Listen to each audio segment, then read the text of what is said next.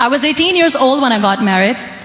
I belonged to a very conservative family, a Baloch family, where good daughters never say no to their parents. My father wanted me to get married, and all I said was, if that makes you happy, I'll say yes. And of course, it was never a happy marriage.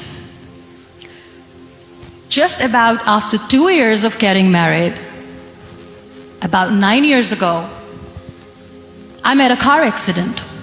Somehow my husband fell asleep and the car fell in the ditch. He managed to jump out, saved himself. I'm happy for him. But I stayed inside the car and I sustained a lot of injuries. The list is a bit long. Don't get scared. I'm perfectly fine now. Radius ulna of my right arm were fractured. The wrist was fractured. Shoulder bone and collarbone were fractured. My whole rib cage got fractured. And because of the rib cage injury, lungs and liver were badly injured. I couldn't breathe. I lost urinary bowel control. That's why I have to wear the bag wherever I go. But that injury that changed me and my life completely as a person and my perception towards living my life was the spine injury. Many people came to rescue. They gave me CPR. They dragged me out of the car. And while they were dragging me out, I got the complete transection of my spinal cord. Those 2.5 months in the hospital were dreadful. I will not make up stories just to inspire you. I was at the verge of despair.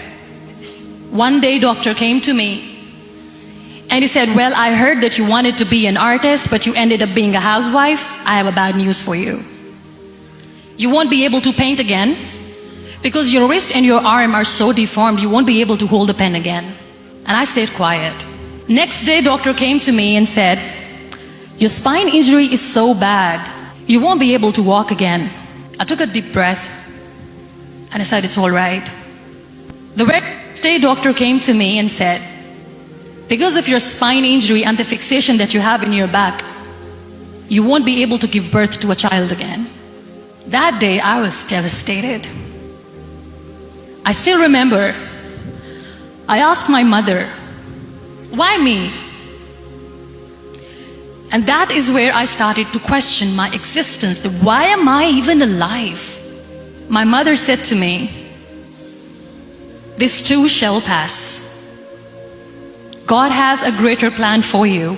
I don't know what it is, but He surely has. And in all that distress and grief, somehow or the other, those words were so magical that they kept me going. I was trying to put that smile on my face all the time, was hiding. It was so hard to hide the pain, which was there. But all I knew was that if I will give up, my mother and my brothers will give up too. I cannot see them crying with me. So what kept me going was, one day I asked my brothers, I know I have a deformed hand, but I'm tired of looking at these white walls in the hospital and wearing these white scrubs. I'm getting tired of this. I want to add more colors to my life. I want to do something. Bring me some colors. Bring me some small canvas. I want to paint. So the very first painting I made was on my deathbed, where I painted for the very first time. It was not just an art piece or just my passion. It was my therapy. What an amazing therapy it was. Without uttering a single word, I could paint my heart out. I could share my story. People used to come and say, what lovely painting. So much color. Nobody could see the grief in it. Only I could. And that day I decided that I'm going to live life for myself.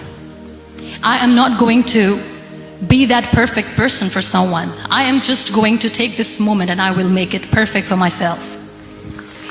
And you know how it all began? That day I decided that I'm going to fight my fears. We all have fears. Fear of unknown, fear of known, fear of losing people, fear of losing health, money. We want to excel in career, we want to become famous, we want to get money. We are scared all the time. So I wrote down one by one all those fears, and I decided that I'm going to overcome these fears one at a time. You know what was my biggest fear? Divorce.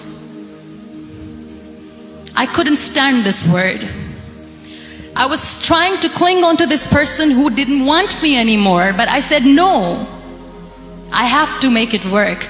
But the day I decided that this is nothing but my fear, I liberated myself by setting him free. And I made myself emotionally so strong that the day I got the news that he's getting married, I sent him a text that I'm so happy for you and I wish you all the best. And he knows that I pray for him today.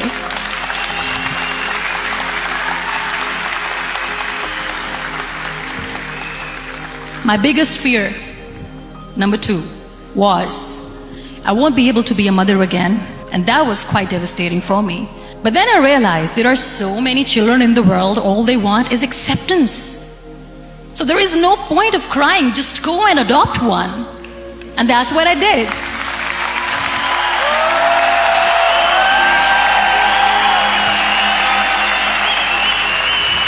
I gave my name in different organizations, different orphanages, and I waited patiently.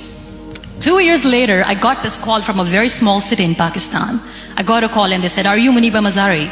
There is a baby boy and would you like to adopt?" And when I say yes, I could literally feel the labor pain. I said, yes, I am going to adopt him. I am coming to take him home.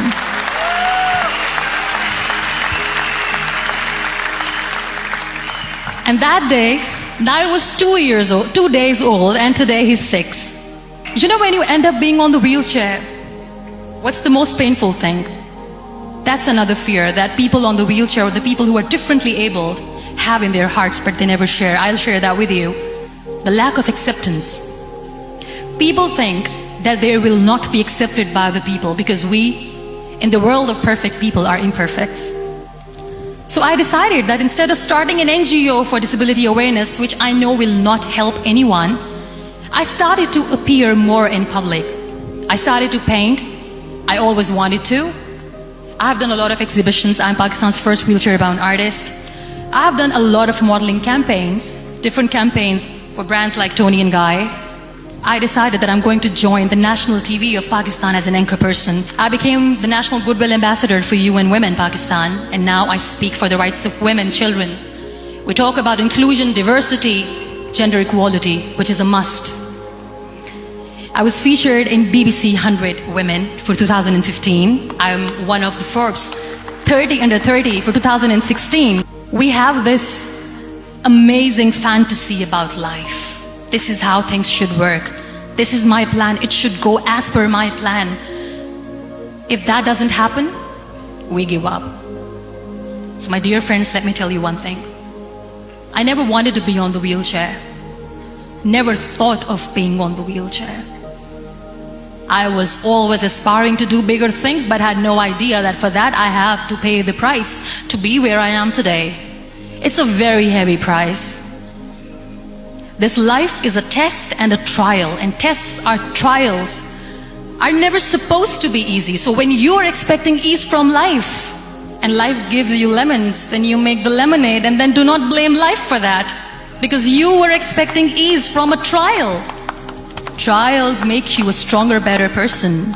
Life is a trial, and with time you realize that. It is okay to be scared. It is okay to cry. Everything is okay, but giving up should not be an option. They always say that failure is not an option. Failure should be an option, because when you fail, you get up, and then you fail, and then you get up, and that keeps you going. Embrace each and every breath that you are taking. Celebrate your life. Live it. Don't die before your death. Real happiness lies in gratitude. So be grateful, be alive, and live every moment.